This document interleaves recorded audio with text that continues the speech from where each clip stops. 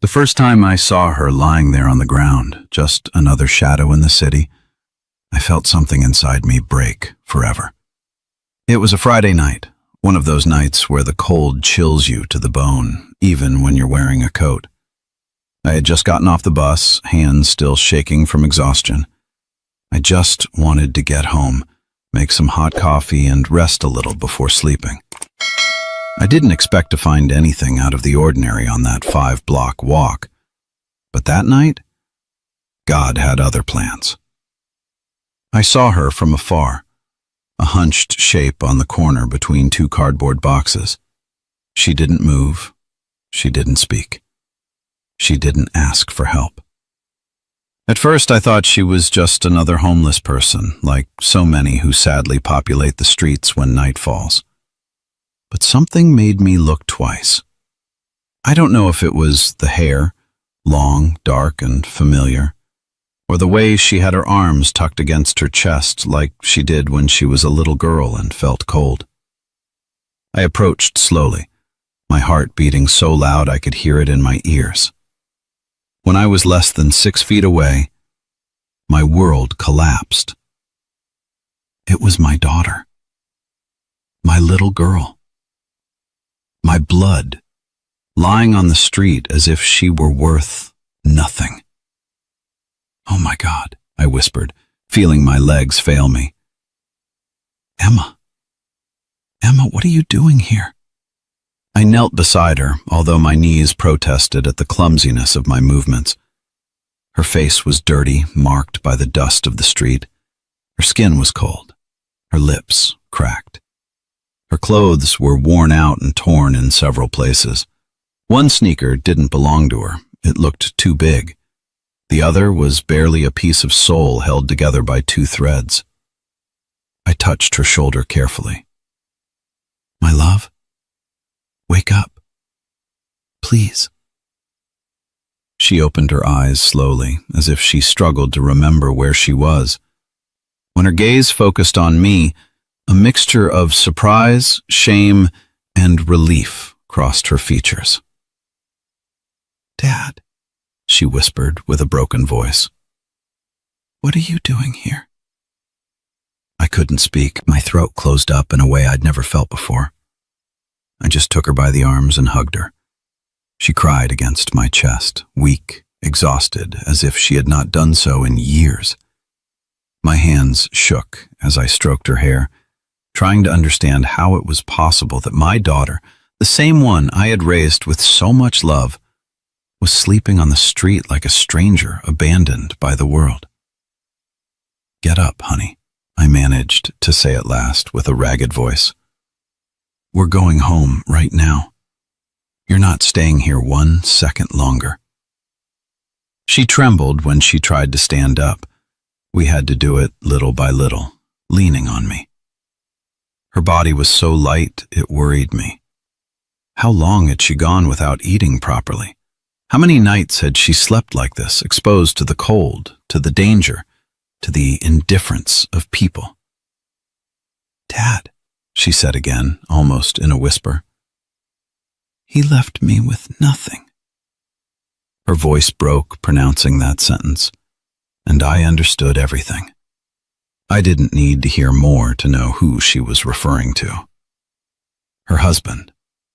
The same one I never fully approved of, the same one she defended so many times, the same one who convinced her that I was too protective, the same one who promised to take care of her. And he destroyed her. But it wasn't the time for questions. It wasn't the time for guilt. It was the time to take her home and protect her. I helped her walk the few blocks to my house. Every step seemed to weigh a ton. She cried in silence. I did too, although I didn't let her see me. When we entered, I wrapped her in a warm blanket and sat her on the sofa. I made her hot soup, the same recipe I always made her when she was sick as a child. She barely had a few spoonfuls before falling asleep, defeated by exhaustion. I stayed watching her for a long time.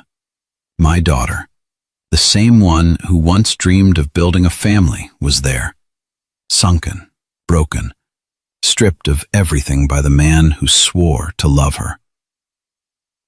And then rage invaded me.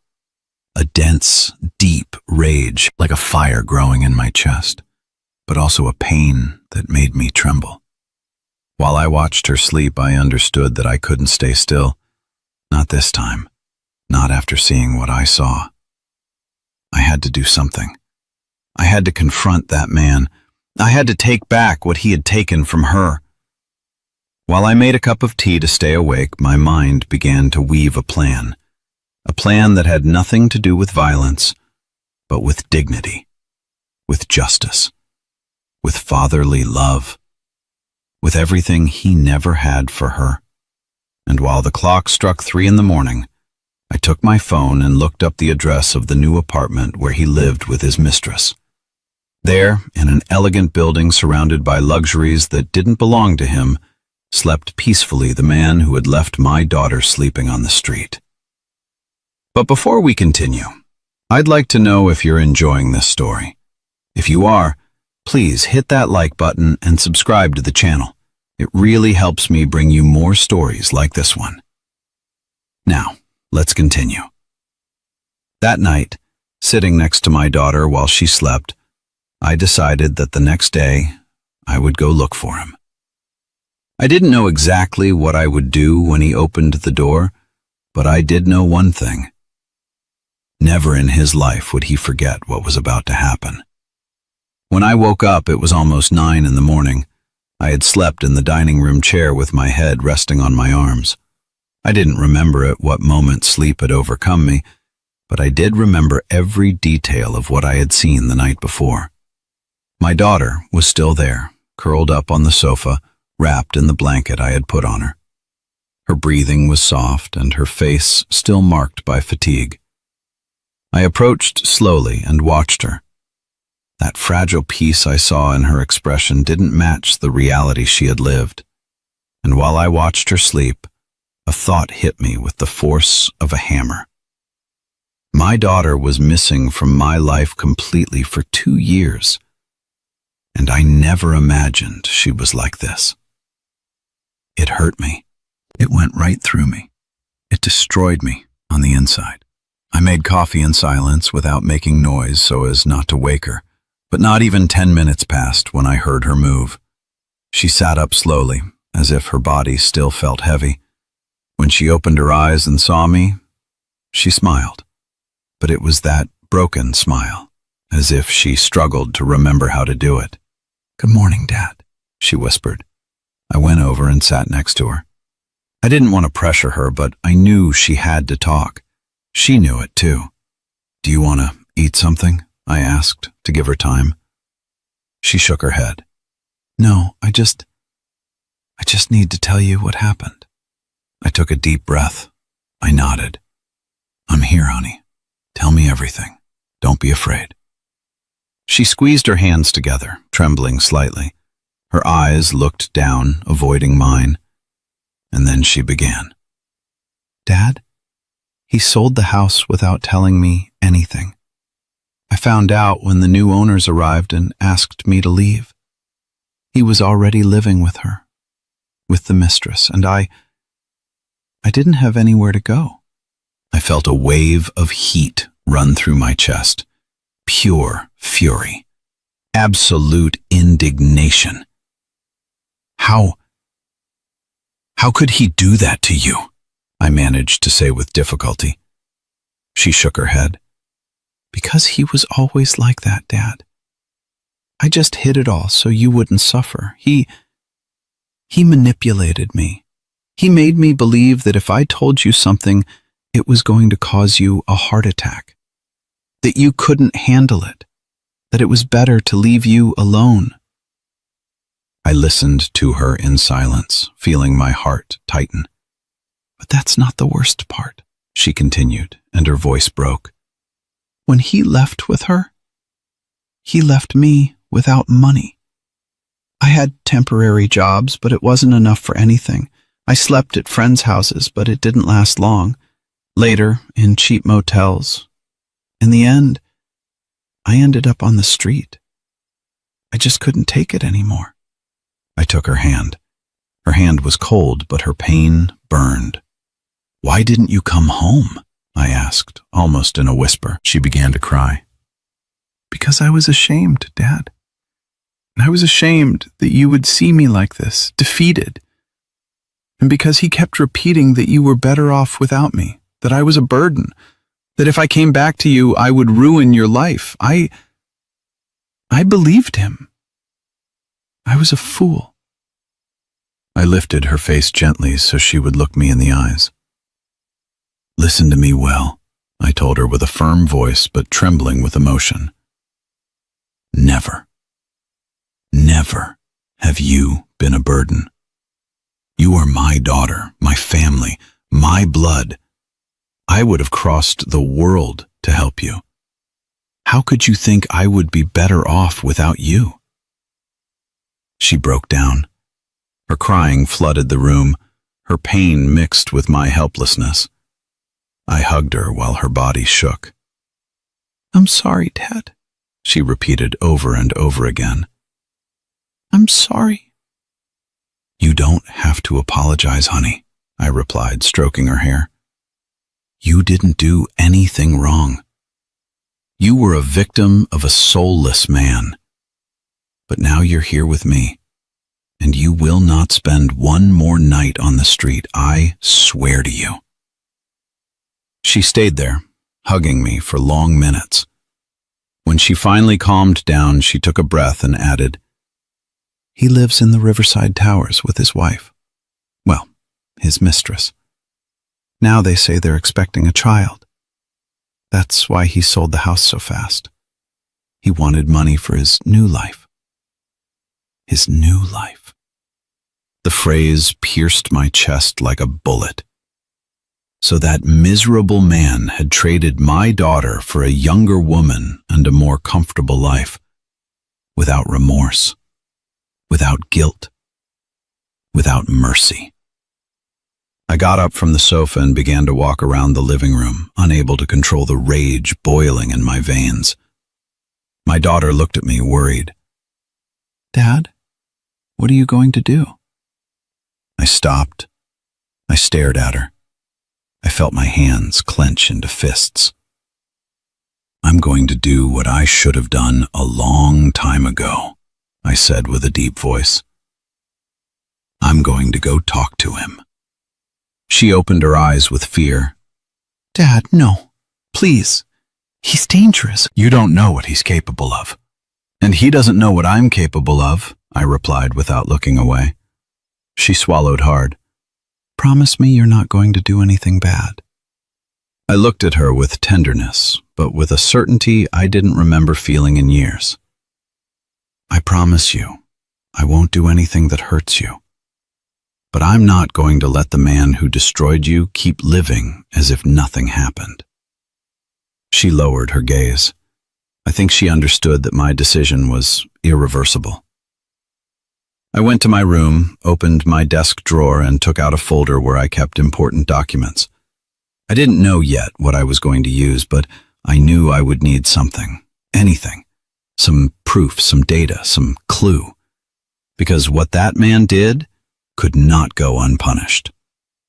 While I looked through papers, I heard my daughter's voice.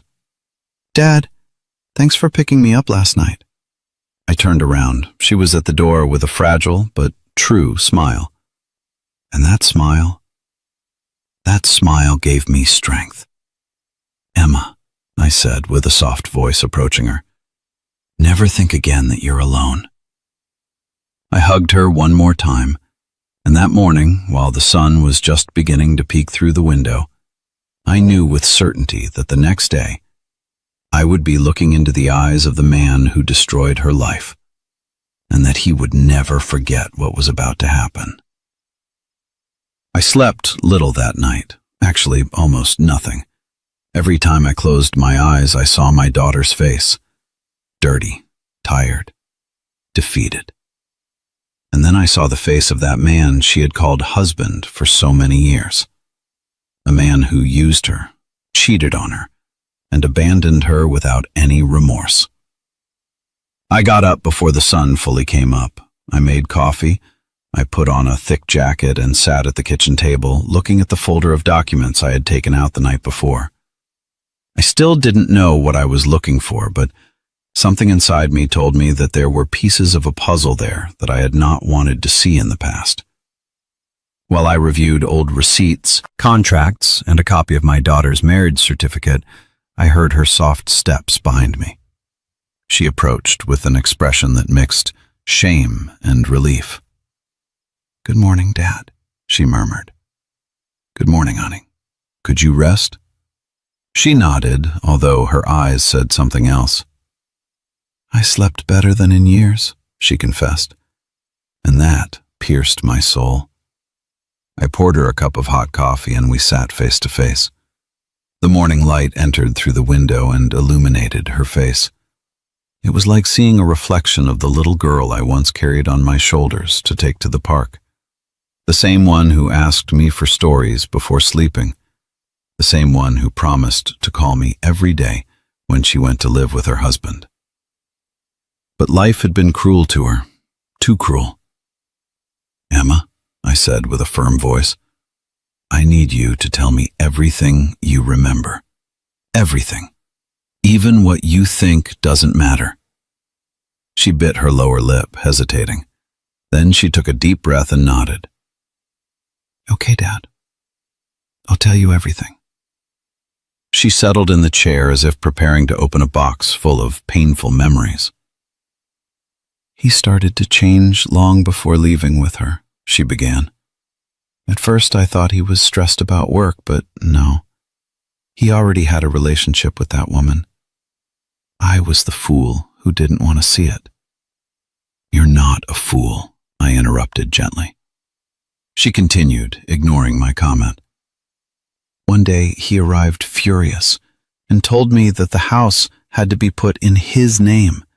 He yelled at me, he insulted me, and I accepted. I still don't know why I did it. Maybe I was tired, or maybe I was afraid of being alone." I clenched my fists on the table. "And when did he sell the house?" "A month later," she replied, lowering her gaze. "He told me the sale was for a project, but I didn't see a single cent. When I asked him, he yelled at me that it was none of my business. Then he disappeared for 2 days, and when he returned, he was already planning to leave with her." My breathing became heavy. "And no one helped you? No lawyer? No friend?" "He convinced me that if I reported him, he could say that I was mentally unstable and that I would lose any right. He even said he could take away my last name. He terrified me, Dad." I felt something I couldn't describe. It wasn't just rage, it was an ancient, deep, almost primitive pain, as if the injustice committed against my daughter had been nailed into my own skin. I got up from the chair, driven by the need to walk. She looked at me, worried. "Dad, what are you thinking?" "I'm thinking," I said with a racing heart, that man is going to pay for everything he did to you. That I'm going to look him in the eyes, and I'm going to remind him who I am, and that I'm not going to allow him to destroy your life again. Never again." She stayed silent. Then slowly she spoke. "Dad, I'm scared." I turned and looked at her with tenderness. "You don't have to be scared. Not while I'm alive." She got up and hugged me. Her body trembled. Mine too. We were two wounded souls trying to find strength in each other. When she pulled away, I thought she wanted to rest, but she went to her bag and took out an envelope that was crumpled and almost torn. "I found this a long time ago," she said. "He doesn't know I have it. I kept it without knowing why, but maybe it will be useful to you." I took it in my hands. I opened the envelope carefully. Inside were copies of printed emails, contracts, text messages, all related to the sale of the house. There were suspicious bank movements, deposits to unknown accounts, and one thing that caught my attention. A message from the mistress telling him, "Sell it now. We need to close the deal on the apartment." I rested my hands on the table. I felt that everything fit. Every piece, every deception, every lie. That man had not only abandoned my daughter, had not only manipulated her, had not only left her on the street, he had scammed her. He had stripped her of everything that was hers, and on top of that, he had used that money to build his new life. I stood for a long minute looking at those papers. There was the beginning of my path. There was my weapon. There was the door to destroy what he had built. I returned the papers to my daughter and caressed her face. "Honey, thanks for trusting me." She smiled weakly. "What are you going to do with that, Dad?" I took a breath. "I'm going to get justice, but not with blows, not with violence. I'm going to do it as it should be done, with intelligence, with strategy, and with calm." I took a step toward the window and looked out. "Today, I'm not going to go see him yet," I added. "Not until I have everything I need. But soon, very soon, he's going to know what it is to face a father who has seen his daughter suffer." She approached, rested her head on my shoulder, and murmured, "Dad, I'm afraid he will hurt you." I smiled without looking at her.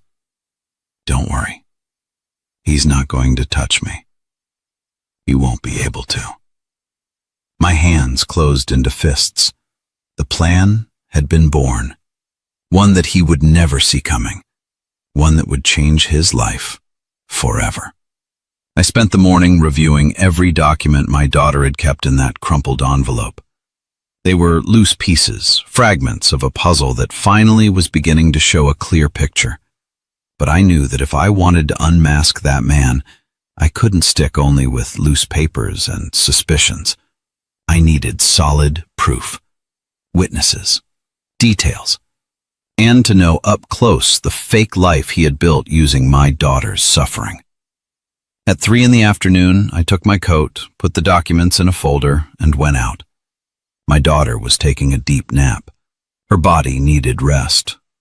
Her soul did too. I didn't want to wake her. I left her a note on the table. "Emma, I went out to fix some things. I'll be back soon. Rest. Dad." While I walked to the bus stop, I felt a mixture of anguish and determination. I didn't know exactly what I was going to find at the Riverside Towers, but I did know that I wouldn't return home until I had enough information to take the next step. The ride was long. The building was in an elegant area of the city, very far from where my daughter and I lived. I remember that while the bus moved forward, I saw expensive houses, luxury cars, and people with smiles of superiority, as if life had never been cruel to them. I asked myself how many lives my ex-son-in-law had crushed to get to this place, how many lies he had told, how much damage he had caused. When I got off the bus, the building appeared right in front of me. It was imposing, a modern building with a glass facade, with impeccable gardens and a security gate that looked more like a wall. The contrast with the place where I had found my daughter was violent. It was obscene. It was insulting. I walked toward the entrance with a firm step, although inside I carried a sea of emotions. A guard approached immediately. "Good afternoon, sir. Who are you visiting?" he asked with a polite but distant tone. "I'm here to see Marcus," I replied, using my ex-son-in-law's name, feeling how my voice acquired an edge I didn't know it had. The guard checked a list on a tablet. "Your name?" I gave him my full name. I waited. The guard frowned. "You're not registered for any visit." Of course not, I thought. That man wouldn't allow even my memories to get close to his new life. I just need to leave him some documents, I said, keeping my cool. They're important. I can wait in the lobby. The guard hesitated. He looked me up and down. I must not have given the impression of danger. I was a man of almost 70 years with a folder in my hand. After a few seconds, he nodded. Okay, but you can't go up without authorization. Wait here. I entered the lobby. The cold, perfumed air hit me in the face. There were luxurious armchairs, shiny floors, modern lamps. Everything my daughter had lost. I sat down, took a deep breath, and watched the people entering and leaving. Young couples, executives, a pregnant woman, all with perfect lives. Or at least lives without the hell my daughter had lived. 15 minutes later, I heard a familiar voice. It wasn't my ex-son-in-law's. It was a woman's voice. Are you Emma's father? I turned around. It was a neighbor. I knew it instantly. She was carrying a bag with groceries, wearing elegant clothes, and had that expression of someone who knows too much but doesn't know if she should speak. Yes, I replied, standing up. I am her father. She looked to the sides as if fearing someone would hear. I saw her a long time ago, she lowered her voice. Before he left her. Your daughter came here a lot, crying. He yelled at her in front of everyone. Once, he pushed her in the hallway. My heart stopped. He pushed her? I asked, feeling a wave of fury. Yes, she said with a frown. I reported it to the administration, but he said she just tripped. And since he's friends with the supervisor, well, you know how this works. I didn't know whether to thank her or cry. My daughter had suffered more than I imagined. And if you're still with me, please share this story. Someone out there needs to hear it. Now, let's see what happens next.